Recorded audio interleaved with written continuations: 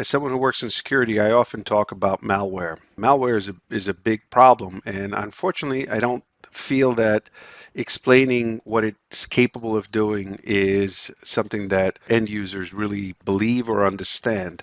So what I decided to do is put together a video that demonstrates just a couple of key features of what some malware might be able to do on your machine and what kind of interactions are possible between a hacker and an end user's computer when malware is infecting the end user's PC.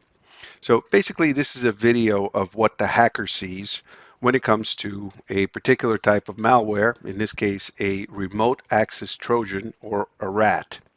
So we're going to work with two computers to demonstrate that. The first computer is this hacker screen that you see in front of you, and the second is this user computer.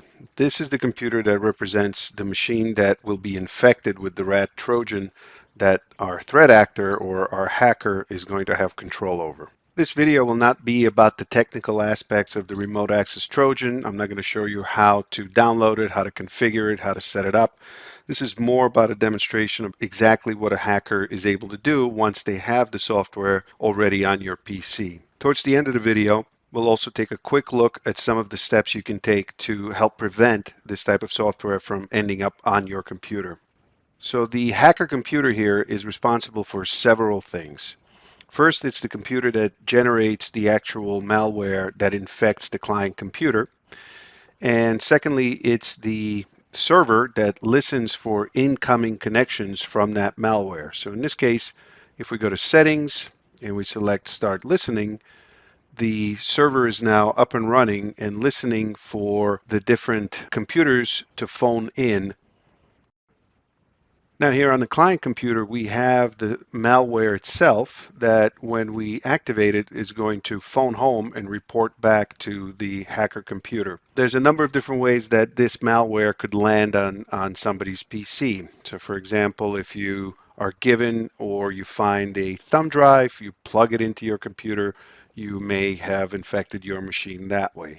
It's possible to get an email with a really great offer for a piece of software, and if you follow through on that, it might lead to you installing some pirated software and malware as part of that. There are scenarios where you could download it, thinking you're downloading a legitimate program when in fact, again, it isn't. So a number of different ways that this software could end up on somebody's computer. In this case, now that it's here, we're just going to double click on it. And as you can see, after we click on it, nothing really has happened. So you kind of ran it. It didn't give you any error messages. It didn't provide any feedback. And it's safe to say that, well, it doesn't really work. I'm going to delete it. And you can throw it in the trash just as I have, thinking, well, maybe it's a bad download. Again, any number of possibilities. Maybe it's not compatible with my system. Basically, clicked on it, nothing happened, and you moved on. Let's take a look now at what's happening on the hacker computer now that we've activated this malware. So on a hacker computer, once a client activates the software, it'll appear in this list. As you can see, it is just what happened. So this provides me some basic information about the client that connected. I have its IP address, I have a username who's logged in, and now that I have this information in here, I can go through and manipulate it further. There's a number of different things that this particular type of software is capable of doing. I'm only going to demonstrate 3 today. So the first one is remote access. I can right-click on this computer, select monitoring, and choose remote desktop. What that's going to do is provide me with a view into that other computer. I'm going to make that a little bit bigger. And as you can see, that is the screen of the client computer. Now, the client computer is not at all aware that I'm seeing this screen. There's no pop-ups, no messages, nothing that will tell the client that somebody's looking over your shoulder.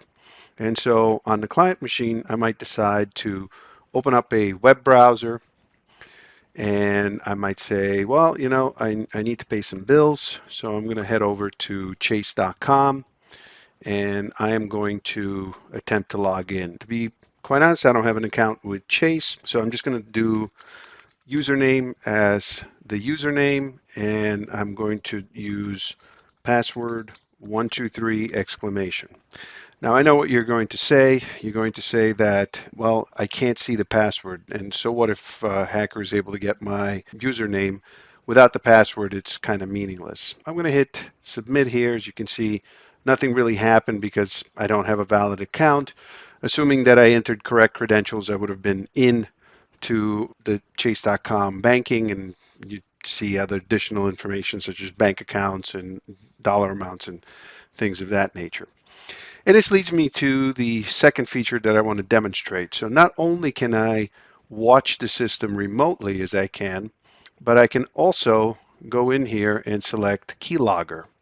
And Keylogger is a feature that logs all the different key presses that take place on the victim's computer. So if I double click on today's date, I get the list of entries for today. So you can see I typed in Chase, I then typed in username, and here is the password that I used. Password 123 exclamation with a capital P. So now I have both pieces of the puzzle. I have the screenshot or the screen view of where this particular user does their banking.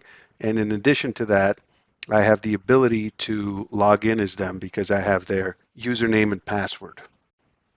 Now you might say it's convenient that, well, I ran some malware and all of a sudden I'm now getting the credentials for this person's bank account. But remember that the hacker has nothing but time on their hands.